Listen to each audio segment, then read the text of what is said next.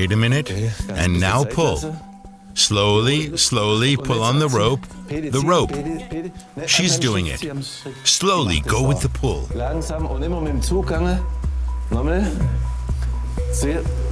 Slowly, slowly. Just keep going. Slowly, slowly. Keep going. Now. Just a minute.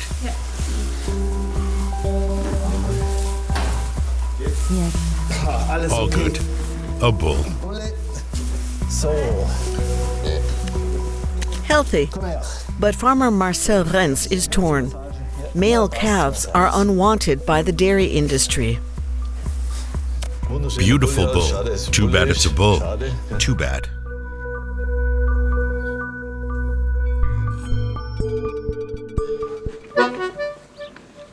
The Renz's organic dairy farm is in Wangen, in southern Germany.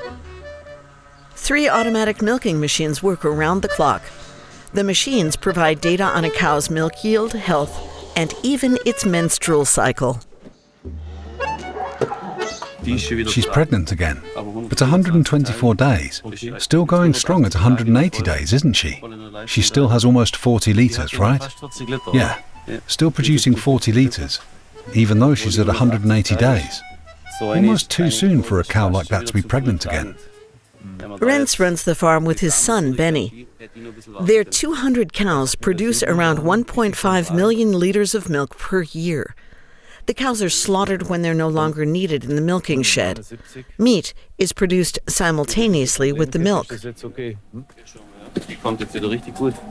But for cows to produce milk, they have to give birth once a year. Out we go. Out. Out. Newborns are placed in the care of calf mom Ziggy Dalmas just a few hours after their birth. Many female calves are raised on neighboring farms and return as dairy cows. But what happens to the male calves, the bulls?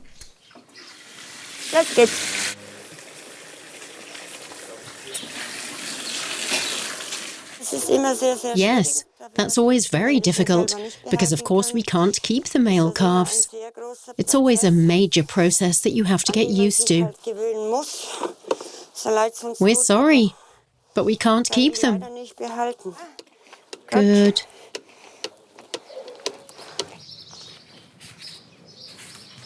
They all get names anyway, even the ones that won't be staying.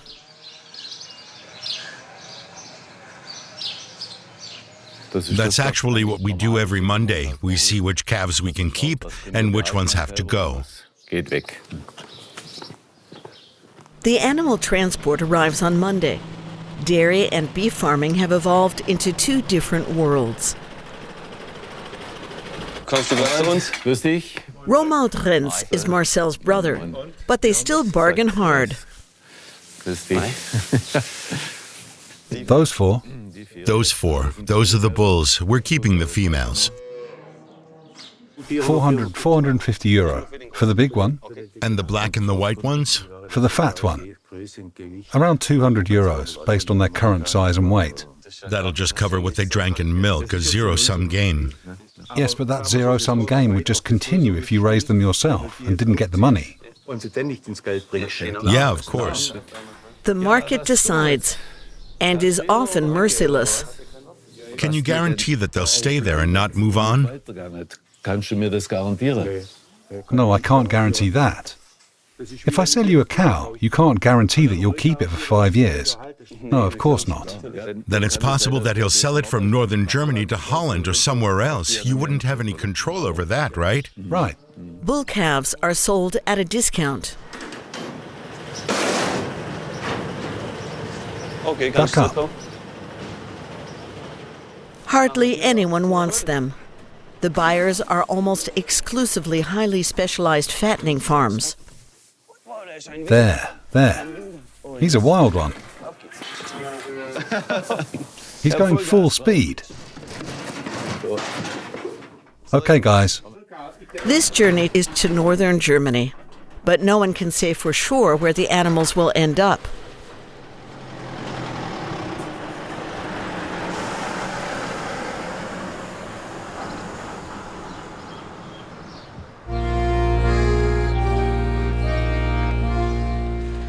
Milk was produced for centuries here at the Trommertor farm in Lungau, Austria. But production was halted at the end of 2023. Hannes Hoeniger grew up here and knows the fate of dairy calves. Animal welfare organizations have repeatedly documented violations, but also the completely legal reality. Hundreds of thousands of male calves are traded between EU member states every year as a waste product of the dairy industry. Transport is torturous for the animals. You can just see how things are done and how it's standard practice today. It's planned and intentional. Some of them end up outside Europe, where EU animal welfare standards no longer apply. It's very difficult for me to watch, and incredibly difficult to accept that this is how it's done, because that's just the way things are. The disdain is obvious. Hoeniger wants change even though he's not an animal rights activist. He's a trained butcher and specializes in beef and veal. His high-end customers include German celebrity chef Tim Melzer and his Bullerei restaurant, as well as professional soccer teams Borussia Dortmund and RB Leipzig.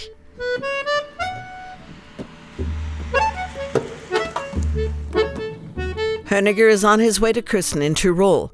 A calf is to be slaughtered today.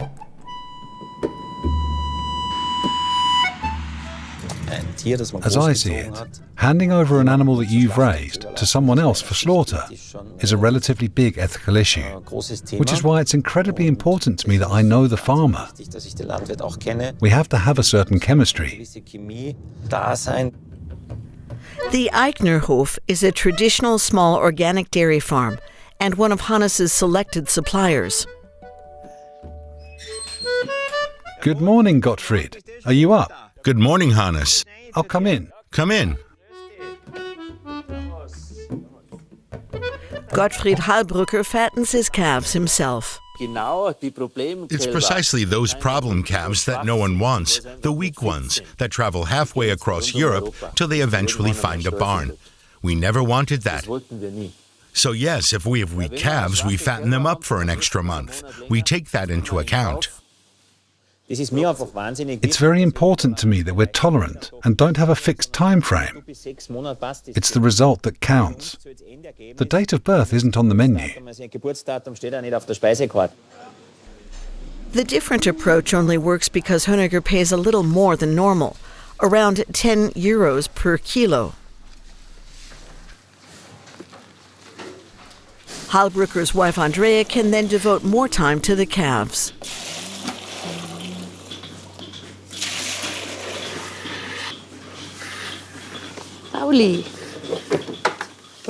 Drink. Oh, God. Here. These Fleckvieh cows produce significantly less milk than high-yield dairy breeds. But their offspring are better suited for fattening. They produce more meat and of a higher quality. Dual-purpose breeds providing both milk and meat used to be the norm, but today they're the exception. Austria exports 38,000 calves per year and imports the meat from 50,000, roughly the same number. We could actually be almost completely self-sufficient in Austrian veal, if we wanted. Peter is making his final journey.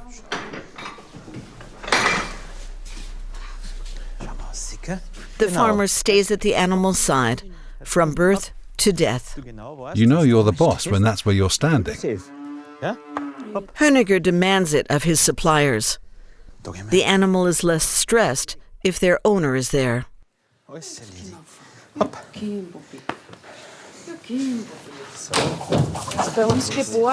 He was born here and has never had to go on a trailer.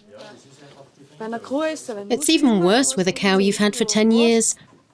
She'll go up on the trailer without any fuss because she trusts you.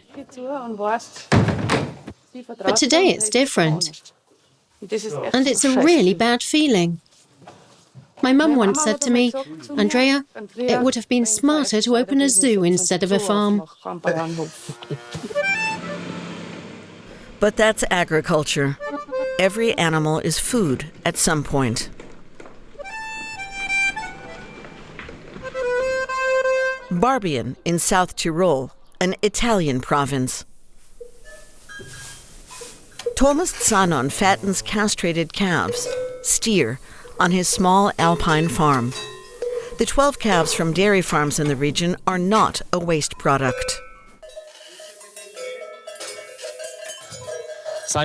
These are actually steer calves that would otherwise be headed off on a long journey. But in my project at the farm here, my small-scale project, I'm trying to raise the steer calves as oxen, and then I'll prep them to produce meat here, locally. On the one hand, it's an ethical matter, and on the other, it keeps the farm viable. The fact is that we're losing many farms, especially here in the mountain area. It's all the more important that small farms like mine don't fail. We contribute to food production, but even more importantly, we also support the ecosystem, biodiversity, erosion control, and preserving the cultural landscape. And that is very, very important for us in South Tyrol. Zanon also wants to prove that sustainable agriculture is possible here. These cows don't require concentrated feed like corn or soy, so they're not competing with humans for food. The topography in extreme mountainous areas makes arable farming or growing fruit impossible. The only option is to use grassland. And grassland is only productive with ruminants because their multi-chambered digestive system enables them to digest cellulose, which ultimately becomes food for us. Now, if we take a global view, 40% of our terrestrial land is grassland, unsuitable for growing crops, but it can be used for cattle, sheep, goats, and other agricultural ruminants, which we then use to produce milk, meat, wool, and so on. Right? You can do that. Zanon took over the farm from his uncle 3 years ago. He just breaks even, but he and his wife don't want to make a profit. Marion runs a successful social media agency, and Zanon is only a part-time farmer.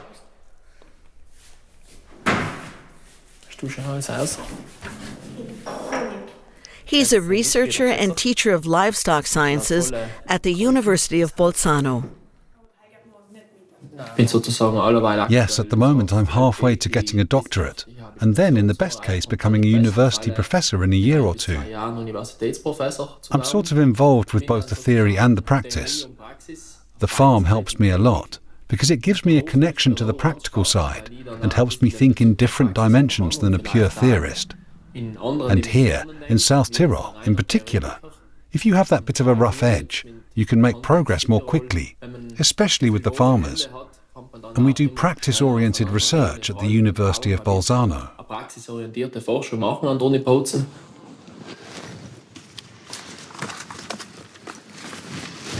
Hello, Matthias. How are you?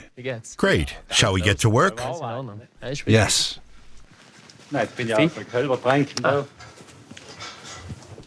The scientist wants to take ultrasound measurements at the Tancherhof farm in Lyon. Could such original breeds possibly be more sustainable than high-performance cows? Zanon wants to find out. It's not just about how much climate-damaging methane the cows emit. This shows us how much fat reserves the cow has. Dual-purpose breeds can be used to produce not only milk, but also high-quality meat. And what's more, they are significantly less demanding. One of the challenges we face, especially in these mountainous areas where we don't have optimal conditions, is to find out which breed works best in which location. Historically speaking, these dual-purpose breeds more or less originated here in this region and have been bred for decades, even centuries. They're perfectly adapted to our conditions. They're able to cope with our production conditions, like the feed quality, the climate, and the topography. Hello, Thomas. Hello, Matthias. I'll come there. Zanin and Matthias Gauli are working together. Are you through with them already? Gauli is a professor of livestock sciences in Bolzano and the former president of the European Association for Animal Sciences. Many heritage cattle breeds can thrive almost exclusively on grass. Letting them live on pastures also stimulates grass growth, and more grass growth means that the soil can store significantly more CO2 than arable land, just one aspect of the pair's research. We try to look at the entire farming operation. We focus on the animals' welfare, their health, the grazing, and the pasture. That way, the system performs better overall. A strong emphasis on forage-based milk production, which is what you have here, with mainly hay and less concentrated feed, is actually what we're aiming at. Calculated this way, milk's sustainability is as good as vegan milk substitutes, say the scientists. When we look at the overall balance sheet for non-dairy milks, soy milk and almond milk, we see a whole range of other effects. High water consumption, for example, negative effects on biodiversity, high use of synthetic pesticides, and so on. You really have to look at the big picture. It's not enough to focus on just one aspect. The overall calculation is essential.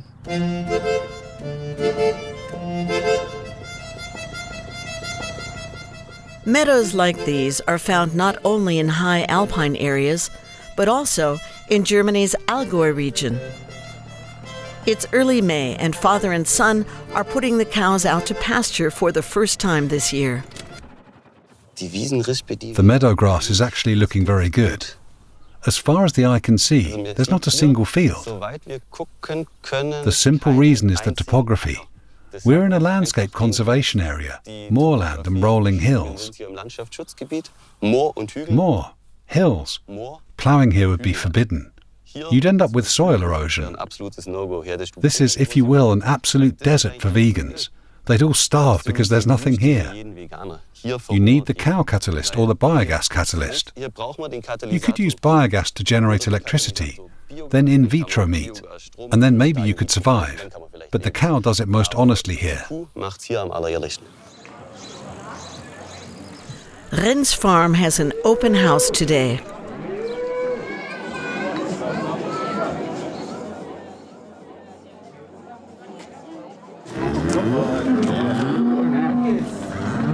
These cows are also now fed almost exclusively with local grass.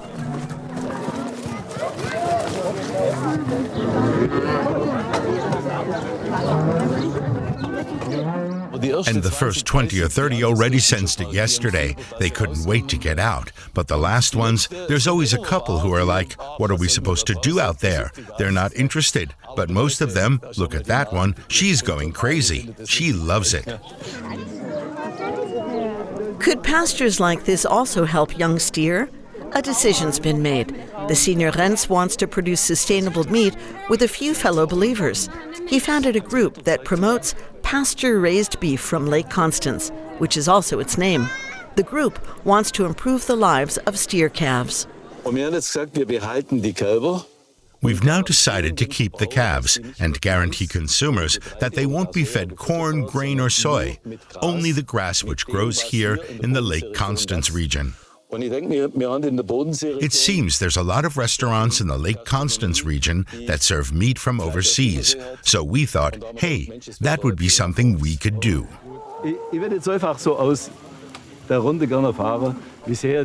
He wants to work with farmers, butchers, and retailers from the region.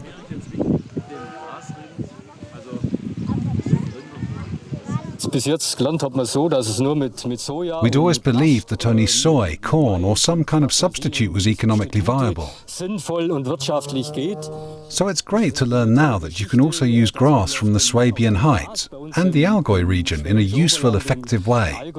das einfach sinnvoll und gut nützen kann. If you take the average price and not a super cheap discount offer, we're about 3 or 4 euros per kilo above it.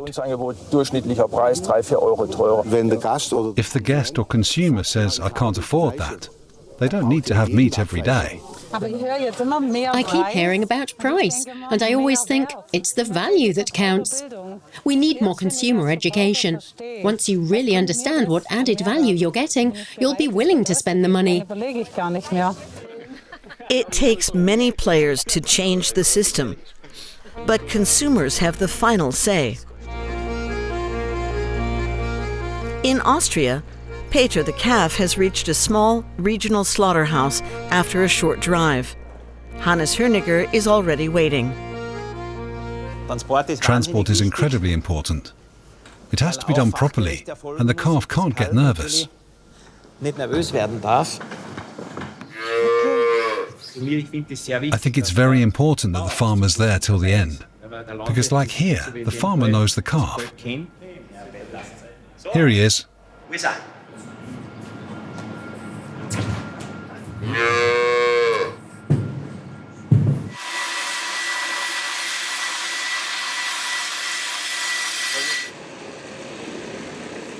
Hörniger supplies this hotel in Goldig.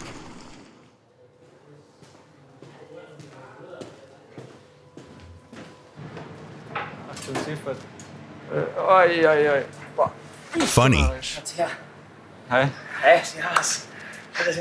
Chef Felix Schellhorn has also ordered offal.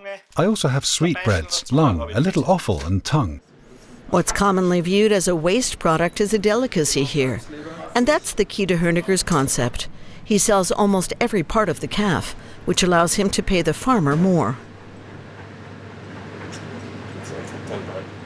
I have to be honest, it does bug me when they laugh at me, the colleagues in the conventional mass production, who come with their beef fillet, beef fillet, beef fillet. And then the best chefs in Austria or Germany call and say, Hannes, 2 tongues, Hannes, 4 tongues. For me, that's recognition, and in a way confirms that I'm not completely on the wrong track. Using every part of the animal is no longer the exception.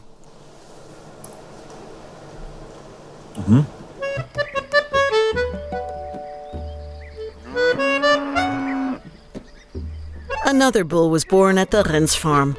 Their calves are perfect for fattening. This has inspired farmer Hans-Peter Fromknecht. He's now thinking about fattening the calves.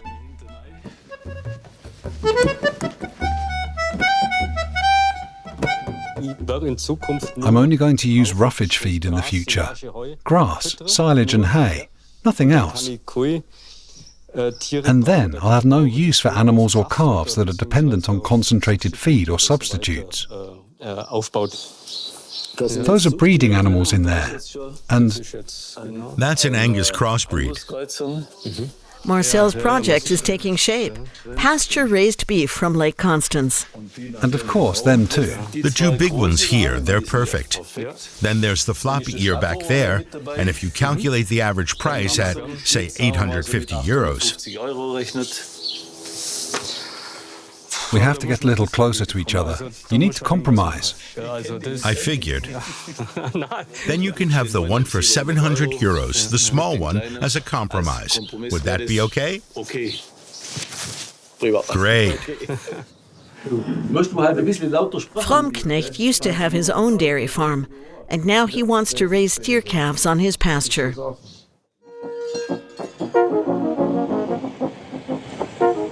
The Renz steer calves now call Meierhofen in the Allgäu region home.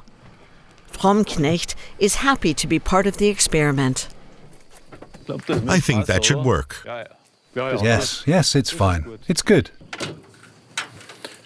Yes, that is the experiment. They have a great place here now. And whether it'll pay off economically, I don't know. In 2 years, when they're ready for slaughter, he'll say it paid off or it didn't pay off. He has to wait and see. This is all new territory. Yes, super.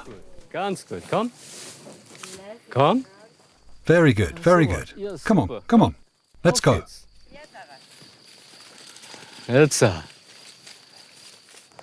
Great!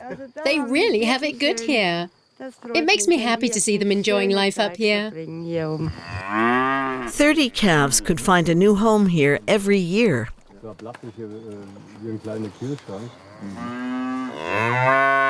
This is new for me too. I have to again learn how pasture farming works with young beef cattle rather than dairy cattle. Very important. I have to wait and see first. We don't know what the summer will be like. Will it be dry or wet? If there's a lot of damage, we'll see how things develop. From waste product to the key to a sustainable dairy industry, baby steer may be the industry's future.